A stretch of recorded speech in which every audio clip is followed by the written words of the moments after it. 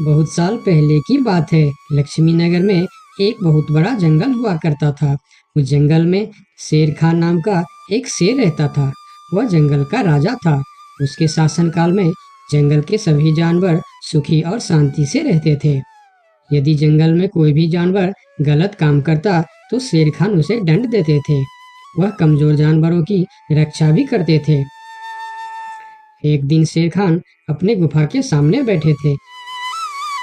तभी उसका दोस्त भालू उसके पास आया। फिर दोनों दोस्त मिलकर जंगल और जंगल के जानवरों के बारे में आलोचना करने लगे। मैं इस जंगल का सबसे शक्तिशाली जानवर हूँ। मेरे सामने जंगल का कोई भी जानवर टिक नहीं सकता। क्या कहते हो भालू भाई? ये तो तुमने बिल्कुल ठीक कहा, लेकिन हाथी के सामने तुम बिल्कुल चूहे जैसे दिखते हो। क्या ठीक कहा ना मैंने शेर खान? भालू की बात सुनकर शेर खान बहुत क्रोधित हो गए। भालू, तुम्हारी हिम्मत कैसे हुई मेरे बारे में इस तरह की बातें करने की?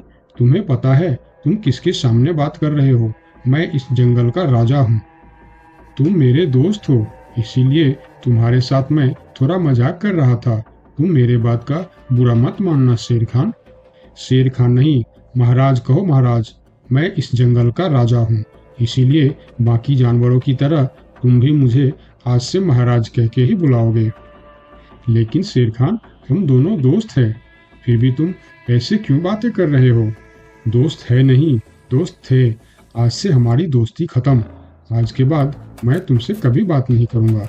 दोस्त कहकर मेरे सामने कभी मत आना। चले जाओ यहाँ से। अपने दोस्त का इस व्यवहार से भालू बहुत दुखी हुआ और वह वहां से चला गया। उसी जंगल में गोलू नाम का एक बंदर भी रहता था। वह दूसरों की चीज चुराकर भाग जाता था। एक दिन गोलू की चोरी करते समय शेर खान के एक सिपाही के द्वारा पकड़ा जाता है और उसे शेर खान के सामने विचार के लिए लाया जाता है। गोलू को देखकर शेर खान कहते हैं, गोलू, तुम्हारी चोरी की किस्से जंगल के दूर दूर तक मशहूर है। तुम जानवरों के घर में ही नहीं, बल्कि मेरे दरबार में भी बहुत चीज चोरी की है।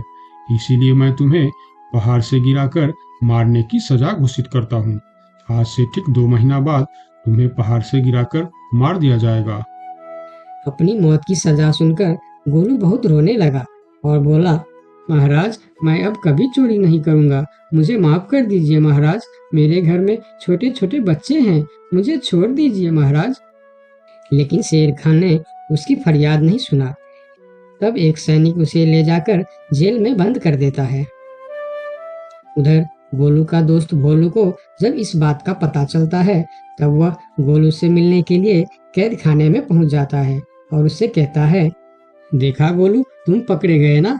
मैं तुम्हें कितनी बार कहा था कि चोरी करना छोड़ दो। अब क्या होगा बताओ, कैसे निकलोगे यहाँ से? ये सब छोड़ो भोलू भाई, जो होना था वो हो गया। मुझे तो बस अपने परिवार की चिंता हो रही है। काश मैं मरने से पहले उनके लिए कुछ कर पाता। मेरे छोटे छोटे बच्चे हैं, बीवी है, अब उन सब का क्या होगा? मेरे बिना वह भी जीवित नहीं रह सकते। गोलू की बातें सुनकर भोलू सोच में पड़ गया।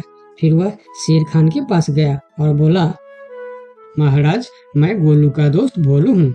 मैं आपसे कुछ कहने आया हूँ। तो तुम गोलू का दोस्त भोलू हो? ठीक है, बताओ क्या कहना चाहते हो तुम? महाराज, मैं चाहता हूँ कि आप गोलू को कुछ दिन के लिए उसके परिवार के पास जाने दें, ताकि वह मरने से पहले अपने परिवार के लिए कुछ इंतजाम कर सके। मरने वाले का आखिरी इच्छा पूरा कीजिए महाराज। आप एक बार उसके परिवार के बारे में भी सोचिए। गोलू ने जो किया उसमें उसकी परिवार की क्या गलती है?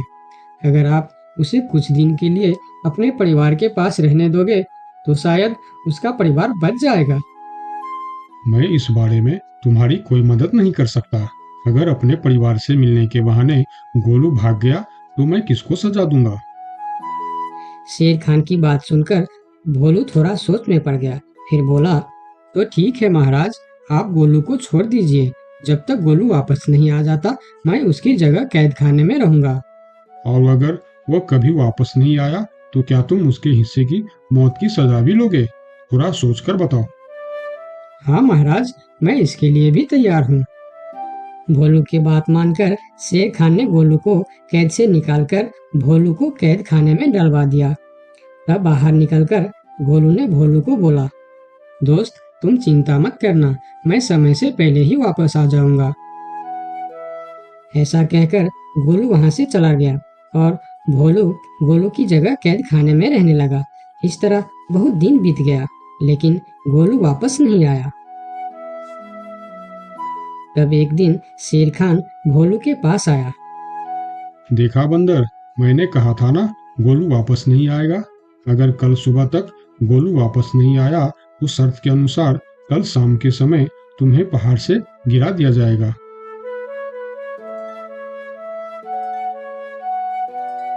अगले दिन भी जब गोलू वापस नहीं आया, तब शेर खान और उनके सैनिक भोलू को लेकर पहाड़ के किनारे पर गए। फिर भोलू को खाई के किनारे खड़ा करके शेर खान ने कहा, देखा ना मूर्ख बंदर, तुम्हारे दोस्त तुमको धोखा देकर चला गया। अब तुम मरने के लिए तैयार हो जाओ। लेकिन इस बार भी गोलू नहीं डरा और बोला, कोई बात नहीं महाराज, मैं अपने दोस्त के लिए मरने के लिए भी तैयार हूँ। मैं यह जानकर बहुत खुश हूँ कि मेरा दोस्त अपने परिवार के साथ खुश है। मेरे आगे पीछे और कोई नहीं है, मैं तैयार हूँ महाराज। शेर खान और भोलू के बीच बातचीत चल ही रही थी कि तभी थोड़ी दूर पर गोलू उनके और आता हुआ दिखाई दिया। फिर पास आकर उसने बोला, तुम्हें ऐसा करने की कोई जरूरत नहीं है दोस्त। तुमने मेरे लिए जो किया उसके लिए तुम्हारा बहुत बहुत शुक्रिया। अब मैं अपनी सजा पूरी करने के लिए तैयार हूँ। महाराज छोड़ दीजिए मेरे दोस्त को। गोलू, तुम्हें वापस आने की क्या जरूरत थी? मैं यह सजा ले लेता था। तुम्हारे घर में छोटे छोटे बच्चे हैं, बीवी है, उनका क्या होगा? मेरे परिवार में मेरे अलावा और कोई नहीं है। इसीलिए यदि मैं मर भी जाऊं तो मेरे लिए किसी को कोई दुख नहीं होगी। तुम यहाँ से चले जाओ। नहीं दोस्त, गलती मैंने की है, इसीलिए सजा भी मुझे ही मिलनी चाहिए। उन दोनों की दोस्ती को देखकर शेर खान सोचने लगे, ये दोनों अपने दोस्ती के खातिर एक दूसरे के लिए जान देने के लिए तैयार है, और मैं एक छोटी सी बात के लिए अपने सबसे अच्छे मित्र भालू से दोस्ती तोड़ दी। यह मैंने बहुत बड़ा गलती कर दी। मुझे इसका प्रायश्चित करना ही होगा। किसी को मरने की कोई जरूरत नहीं है। तुम दोनों की दोस्ती देखकर मैं गोलू की सजा माफ करता हूँ। और याद रखना गोलू, अगर तुमने फिर से चोरी की तो अगली बार मैं तुम्हारी सजा माफ नहीं कर पाऊंगा। नहीं नहीं महाराज, आज के बाद मैं फिर कभी ऐसा गलती नहीं करूंगा। आज से मैं ईमानदारी से मेहनत करके अपना परिवार चलाऊंगा। आपका बहुत बहुत धन्यवाद महाराज। ठीक है, अब तुम लोग यहाँ से जा सकते हो। उनके जाने के बाद शेर खान सीधा अपने दोस्त भालू के पास गया। भालू मेरा दोस्त, मैं यहाँ तुमसे माफी मांगने के लिए आया हूँ। मैंने जो उस दिन तुम्हारे साथ व्यवहार किया वह बहुत गलत था। मैं बहुत शर्मिंदा हूँ। मुझे माफ कर दो मेरे दोस्त। लेकिन महाराज, आपने तो कहा था। महाराज नहीं, शेर खान बोलो, शेर खान। आज से तुम मुझे महाराज नहीं, शेर खान ही बुलाओगे, क्योंकि दोस्त एक दूसरे के नाम लेकर ही बुलाते हैं। आज से तुम मेरे सबसे अच्छे दोस्त हो। गोलू और भोलू की दोस्ती देखकर शेर खान को अपनी गलती का एहसास हुआ और उसने भालू से माफी मांगी और दोनों फिर से दोस्त बन गए। तो दोस्तों, इस कहानी से हमें यह सीख मिलता है कि कभी-कभी दूसरे के अच्छाइयों को देखकर भी हम अच्छा बन जाते हैं। इसीलिए हमें हमेशा अच्छे लोगों के साथ ही दोस्ती रखनी चाहिए और अच्छे अच्छे काम भी करनी चाहिए। आपका बहुत बहुत धन्यवाद। एक समय की बात है, लक्ष्मी नगर में एक बड़ा जंगल था। उस जंगल में सोनू नाम का एक हिरन रहता था, जिसे जंगल में रहते हुए काफी साल हो गया था। सोनू का इस दुनिया में कोई नहीं था। कुछ महीने पहले ही उसका माँ बाबा गुजर गए थे।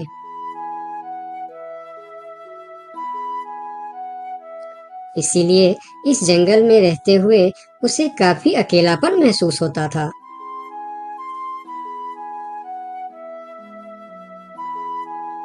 कितना बड़ा जंगल है हमारा, लेकिन फिर भी एक अजीब सा अकेलापन महसूस होता है।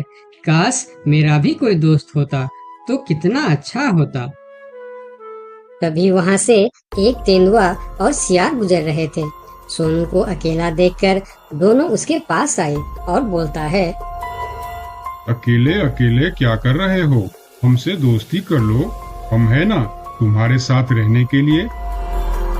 क्या मैं तुम दोनों से दोस्ती कर लूं?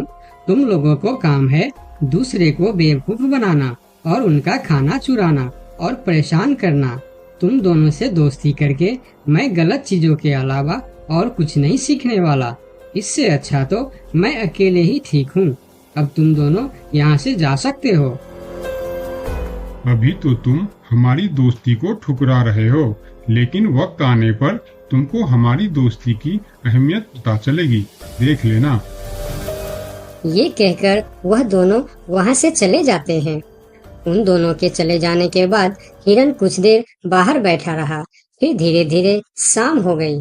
तब हिरन भी घर के अंदर चला गया। अगले दिन सुबह जब हिरन अपने घर के बाहर बैठा था, तब हिरन ने देखा कि एक छोटा सा हाथी जो उसकी उम्र का था, वह धीरे धीरे उसके पास आ रहा है और उनके पास आके कहा, कैसे हो प्यारे हिरन? मेरा नाम गोलू है। मैं आज ही इस जंगल में आया हूँ। तुम्हारा नाम क्या है? क्या तुम इस जंगल में रहते हो? मेरा नाम है सोनू और इसी जंगल में मैं जन्म से ही रह रहा हूँ। तुम कहाँ से आए हो? तुम्हारे साथ और कौन कौन है? मैं पास की जंगल से आज ही आया हूँ। मेरा इस दुनिया में कोई नहीं है। क्या तुम यहाँ अकेले रहते हो? हाँ, मैं अकेला ही रहता हूँ। मेरा भी इस दुनिया में कोई नहीं है दोस्त। सोनू, क्या यहाँ कोई ऐसी जगह है जहाँ मैं अपना घर बनाकर रह सकूं? हाँ दोस्त, इस जंगल में ऐसे बहुत से जगह हैं जहाँ तुम घर बनाकर रह सकते हो। आओ मेरे साथ। फिर हिरन और हाथी जंगल के और भी अंदर चले गए, जहाँ हरियाली भी थी और जगह भी बहुत सुंदर थी। यहाँ तो मैं अपना पसंद का घर आराम से बना सकता हूँ। हाँ मेरे दोस्त, और इस काम में मैं तुम्हारी मदद करूँगा। नहीं प्यारे दोस्त, मैं अपना घर खुद बना लूँगा। मैं तुम्हारा फायदा नहीं उठाना चाहता। तुम मेरी बहुत मदद की है। ये सुनकर भी हिरन ने उसकी मदद करने का फैसला नहीं बदला और काम पर लग गए। जंगल से अच्छी लकड़ियाँ और पेड़ इकट्ठा करके दोनों ने मिलकर 2 दिन के अंदर ही एक झोपड़ी जैसा घर बना डाले। तुम्हारा बहुत बहुत शुक्रिया दोस्त। अगर तुम नहीं होते तो मैं इतना आसानी से ये घर नहीं बना पाता। शुक्रिया की कोई जरूरत नहीं है। तुम मेरे प्यारे दोस्त हो। ये तो मुझे करना ही था। उस दिन से दोनों की दोस्ती और भी गहरी हो गई। इधर शाम होने वाली थी। हिरन अपने दोस्त से विदा लेकर अपने घर की ओर चलना शुरू किया। हिरन रोज हाथी के घर आता और दोनों सारा दिन साथ ही रहते थे। एक साथ खाते थे और मजे भी करते थे। एक दिन सोनू हिरन हाथी के घर नहीं आया तो उसे हिरन के लिए चिंता होने लगा। वह फिर चलकर हिरन के घर जा पहुंचा। अरे क्या हुआ दोस्त, तुम आज मेरे घर क्यों नहीं आए? तुम्हें ना देखकर मैं बहुत परेशान हो गया, इसीलिए मैं इधर चला आया। दोस्त, मेरा तबीयत खराब है। पूरे शरीर में बहुत दर्द हो रहा है। मैं ठीक से खड़ा भी नहीं हो पा रहा हूँ। हाथी आगे आया और हिरन के शरीर को छू कर देखा कि हिरन को तो बहुत तेज बुखार चढ़ा है। दोस्त, तुम्हें तो बहुत तेज बुखार है, लेकिन ये सब अचानक कैसे हो गया? ये कहकर हाथी ने थोड़ा देर सोचा और बोला, मैं अभी आता हूँ। तुम बिल्कुल चिंता मत करना, तुम ठीक हो जाओगे।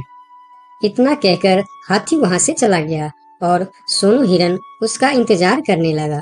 लेकिन कई घंटे गुजर जाने के बाद भी हाथी नहीं लौटा। हिरन निराश होकर बैठा रहा। थोड़ी देर बाद वही तेंदुआ और सियार उसके पास आ गए और कहने लगे, सोनू हिरन, तुम्हारी तबीयत का पता चला तो हमें बहुत दुख हुआ। ये देखो, हम तुम्हारे लिए खाना भी लेकर आए हैं। उन्होंने कुछ फल हिरन के सामने रख दिए और फिर उसको खाने के लिए कहते हैं। तुम लोगों का बहुत बहुत शुक्रिया, मुझे बहुत भूख लगी थी। अरे हिरन भाई, इस समय तुम्हारा तबीयत खराब है और वह तुम्हारा दोस्त कहाँ है जो हमेशा तुमसे चिपका रहता है? पता नहीं कहाँ गया है। सुबह एक बार आया था, उसके बाद अभी तक लौटा नहीं। हाँ, उसने सोचा होगा कि तुम्हारी बीमारी में सेवा करनी पड़ेगी, इससे अच्छा तो हम भाग ही जाते हैं, इसलिए वह गायब हो गया। अच्छा दोस्त ही निभाया उसने। नहीं नहीं, ऐसा नहीं हो सकता, वह मेरा बहुत अच्छा दोस्त है। ऐसा ही हुआ है। हमने कहा था ना कि वक्त आने पर हमारी दोस्ती की अहमियत समझेगी। यही वह समय है। उनकी बात सुनकर सोनू हिरन को बहुत दुख हुआ। फिर वह वहां से चला गया। धीरे धीरे शाम हो गई, लेकिन हाथी का कोई अता पता नहीं था। हिरन के तबीयत में भी कोई सुधार नहीं हुआ। अगले सुबह फिर से वह दोनों हिरन के घर पर आए। आज भी दोनों ने हिरन के लिए कुछ फल लेकर आए थे। हिरन बहुत खुश होकर खाने लगा। उसे अपने आप पर शर्म आ रहा था कि जिन जानवरों को वह बुरा भला कह रहा था, आज मुसीबत में वही उसके काम आ रहे हैं। वह हर बार उनका शुक्रिया कर रहा था और माफी भी मांग रहा था। फिर थोड़ी देर बात करके दोनों वहां से चले गए। कब तक हम इनकी नौकरी करते रहेंगे? अब अपने योजना को अंजाम देने का समय आ गया है, नहीं तो बहुत देर हो जाएगा। हाँ, तुमने बिल्कुल ठीक कहा। अब हमें और समय नष्ट नहीं करना चाहिए। आज ही हमें कुछ निर्णय लेना ही पड़ेगा। चलो चलते हैं शेर सिंह के पास। शाम के समय जब हिरन अकेला था, तब हाथी वहां पर पहुंचता। उसको देखते ही सोनू हिरन को बहुत गुस्सा आ गया। क्या देखने आए हो यहाँ? यही कि मैं जिंदा हूँ या मर गया? ऐसा क्यों बोल रहे हो दोस्त? मेरा पूरा बात तो सुनो। मुझे दोस्त कहकर मत बुलाओ। दोस्त वो होता है जो अच्छे और बुरे वक्त में साथ निभाए। तुम तो मेरे तबीयत खराब होते ही मुझे छोड़कर भाग गए थे। मुझे खाना भी वह लोग लाकर दे रहे थे जिससे मैं बात तक करना पसंद नहीं करता था। तुम्हें अभी तक कुछ भी पता नहीं है, इसीलिए गुस्सा कर रहे हो। मैं तुम्हारे साथ छोड़कर नहीं भागा था।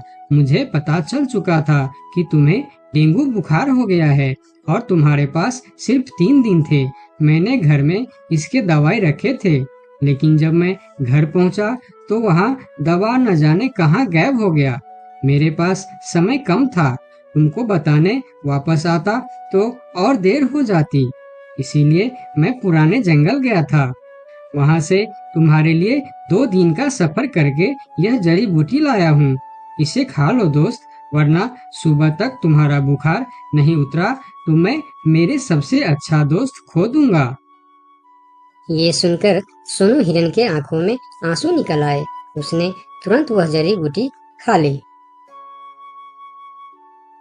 मुझे माफ कर दो दोस्त, न जाने मैं कैसी तुम्हारी दोस्ती पर शक कर बैठा। यकीन मानो, तुमको वापस देखकर मुझे बहुत अच्छा लग रहा है। फिर दोनों ने बातें करने लगे। इतने में सोनू को अच्छा महसूस होने लगा। फिर वह उठकर खड़ा हो गया।